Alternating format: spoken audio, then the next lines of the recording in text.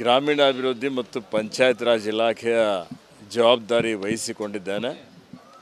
ನಮ್ಮ ಸರ್ಕಾರದ ನನ್ನ ಮೊದಲನೇ ಆದ್ಯತೆ ಜನರಿಗೆ ಶುದ್ಧ ಕುಡಿಯುವ ನೀರು ಕೊಡುವಂಥದ್ದು. ಸರ್ಫೇಸ್ ವಾಟರ್ದಿಂದ ಶಾಶ್ವತವಾಗಿ ಕುಡಿಯುವ ನೀರಿನ ಮೂಲದಿಂದ ಮುಂದಿನ 25 ವರ್ಷಗಳವರೆಗೆ ಗ್ರಾಮೀಣ ಭಾಗದಲ್ಲಿರುವಂಥ ಎಲ್ಲ ಜನರಿಗೆ ಶುದ್ಧ ಕುಡಿಯುವ ನೀರು ಸರಬರಾಜು ಮಾಡುವಂಥ ಒಂದು ವ್ಯವಸ್ಥೆ ಈಗಾಗಲೇ ನಮ್ಮ ಸರ್ಕಾರ ಕೈಗೊಂಡಿದೆ. ಹಿಂದೆ ಮಾನ್ಯ ಪ್ರಿಯಾಂಕ್ ಖರ್ಗೆ ಅವರು ಭಾಳ ಉತ್ತಮವಾಗಿ ಯೋಜನೆಗಳನ್ನೆಲ್ಲವನ್ನು ರೂಪಿಸಿದ್ದಾರೆ. ನಾನು ಅದನ್ನು ಮುಂದುವರಿಸಿಕೊಂಡು ಅತ್ಯಂತ ಪಾರದರ್ಶಕತೆಯಿಂದ ಪರಿಣಾಮಕಾರಿಯಾಗಿ ಶುದ್ಧ ಕುಡಿಯುವ ನೀರು ಜನರಿಗೆ ಒದಗಿಸುವಂಥ ಒಂದು ಕೆಲಸವನ್ನು ಮಾಡಲಿಕ್ಕೆ ಆದ್ಯತೆಯನ್ನು ಕೊಡುತ್ತೇನೆ. ಗ್ರಾಮೀಣ ಅಭಿವೃದ್ಧಿ, ಮಹಾತ್ಮ ಗಾಂಧೀಜಿಯವರು ಭಾರತದ ಆತ್ಮ ಗ್ರಾಮಗಳಲ್ಲಿದೆ ಅನ್ನುವಂಥ ಮಾತನ್ನು ಹೇಳಿದ್ದಾರೆ. ಎಲ್ಲಿವರೆಗೆ ಗ್ರಾಮಗಳು ಅಭಿವೃದ್ಧಿ ಆಗೋದಿಲ್ಲ ಅಲ್ಲಿವರೆಗೆ ಈ ದೇಶ ಅಭಿವೃದ್ಧಿ ಆಗೋದಿಲ್ಲ ಅನ್ನುವಂಥದ್ದು ಅವರು ಹೇಳಿದ್ದಂಥದ್ದು. ಅದಾದಮೇಲೆ ನಮ್ಮ ನೆಚ್ಚಿನ ನಾಯಕರಾದಂಥ ಮಾನ್ಯ ದಿವಂಗತ ರಾಜೀವ್ ಗಾಂಧಿಯವರು ಗ್ರಾಮೀಣ ಅಭಿವೃದ್ಧಿಯ ಪರಿಕಲ್ಪನೆಯನ್ನು ಇಟ್ಟುಕೊಂಡು ಪಂಚಾಯತ್ ರಾಜ್ಗೆ ಇವತ್ತು ಹೆಚ್ಚಿನ ಒಂದು ಅಧಿಕಾರ ಕೊಡಬೇಕು ಅಂತೇಳಿ ಹೇಳಿ ಸಂವಿಧಾನದಲ್ಲಿ ತಿದ್ದುಪಡಿ ತಂದು ಗ್ರಾಮ ಪಂಚಾಯತ್ ಮಟ್ಟದಲ್ಲಿ ಕೆಳ ಹಂತದಲ್ಲಿ ಭಾಳಷ್ಟು ಅವರಿಗೆ ಇವತ್ತು ಶಕ್ತಿಯನ್ನು ಕೊಟ್ಟಿದ್ದಂಥದ್ದು ಇದೆ. ಹೀಗಾಗಿ ಅಲ್ಲಿ ಗ್ರಾಮಗಳಲ್ಲಿ ಆಸ್ತಿ ನಿರ್ಮಾಣ ಮಾಡುವಂಥದ್ದು ಇರ್ಬೋದು, ಸ್ವಚ್ಛತೆ ಕಾಪಾಡ್ಕೊಳ್ಳುವಂಥದ್ದು ಇರ್ಬೋದು, ಇತರ ಅಲ್ಲಿ ಗ್ರಾಮಗಳಲ್ಲಿರುವಂಥ ಏನು ಕೆರೆಗಳಿದ್ದಾವೆ ಆ ಕೆರೆಗಳು ನೀರಿನ ಜಲಮೂಲಗಳನ್ನು ಸಂರಕ್ಷಿಸುವಂಥ ಒಂದು ಕೆಲಸಕ್ಕೆ ನಾನು ಆದ್ಯತೆಯನ್ನು ಕೊಡುತ್ತೇನೆ. ಮತ್ತು ಇನ್ನಿತರ ಅನೇಕ ವಿಷಯಗಳಿದ್ದಾವೆ. ನಾಳೆ ಸಭೆ ಕರೆದಿದ್ದೇನೆ. ನಾಳೆ ಸಭೆಯಲ್ಲಿ ಎಲ್ಲ ಮಾಹಿತಿಯನ್ನು ಪಡೆದುಕೊಂಡು ಇನ್ನು ಇಲಾಖೆಯಲ್ಲಿ ಹಿಂದಿನ ಯೋಜನೆಗಳನ್ನು ಮುಂದುವರಿಸಿಕೊಂಡು ಒಂದು ಉತ್ತಮವಾದಂಥ ಆಡಳಿತ ಕೊಡಲಿಕ್ಕೆ ಪ್ರಯತ್ನ ಮಾಡ್ತೇನೆ.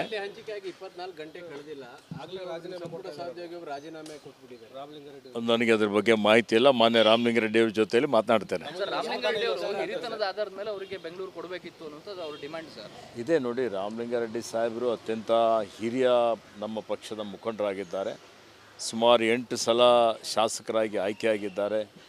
ಬ್ಯಾಂಗ್ಳೂರಿನ ಒಂದು ಜವಾಬ್ದಾರಿಯನ್ನು ಹೊತ್ತುಕೊಂಡು ಹಿಂದೆನೂ ಉತ್ತಮವಾಗಿ ಸೇವೆಯನ್ನು ಮಾಡಿದ್ದಾರೆ. ಹೀಗಾಗಿ ಎಲ್ಲರೂ ನಮ್ಮಲ್ಲಿ ಸಮರ್ಥವಾಗಿ ನಿಭಾಯಿಸ್ತಾ ಇದ್ದಾರೆ.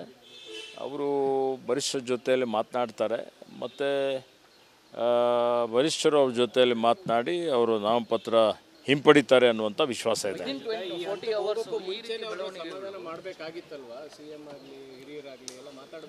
ಇವೆಲ್ಲ ನಮ್ಮ ಪಕ್ಷದ ಆಂತರಿಕ ವಿಷಯಗಳಿದ್ದಾವೆ. ನಮ್ಮ ಪಕ್ಷದ ವರಿಷ್ಠರು ಇದನ್ನು ಸರಿಪಡಿಸ್ತಾರೆ.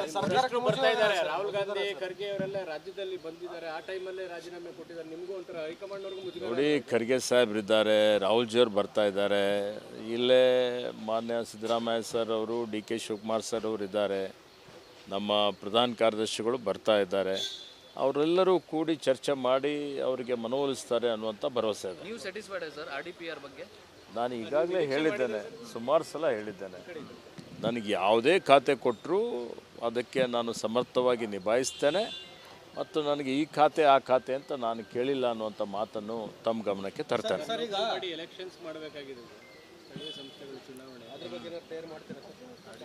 ನೋಡಿ, ಈಗ ಇನ್ನೂ ನಾನು ಇಲಾಖೆಯಲ್ಲಿ ಹೋಗಿ ಸಭೆ ಮಾಡಿಲ್ಲ.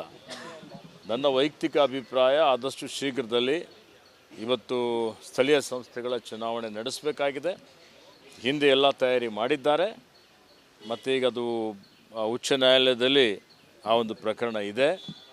ಅದನ್ನು ಆದಷ್ಟು ಶೀಘ್ರದಲ್ಲಿ ನಮ್ಮ ಸ್ಥಳೀಯ ಸಂಸ್ಥೆಗಳ ಚುನಾವಣೆ ಮಾಡಲಿಕ್ಕೆ ಕ್ರಮ ವಹಿಸುತ್ತೇವೆ. ಸರ್, ಈಗ ಉತ್ತರ ಕರ್ನಾಟಕಕ್ಕೆ ಅನ್ಯಾಯ ಆಗಿದೆ ಅನ್ನೋಂಥ ಸರ್, KPCC ಅಧ್ಯಕ್ಷರು ದಕ್ಷಿಣದವರು, CM ಇಬ್ಬರು ದಕ್ಷಿಣದವರು. ನಮ್ಮ ಪಕ್ಷ ಯಾರಿಗೂ ಅನ್ಯಾಯ ಮಾಡಲ್ಲ. ಸರ್ವರಿಗೂ ಸಮಬಾಳು, ಸರ್ವರಿಗೂ ಸಮಪಾಲು.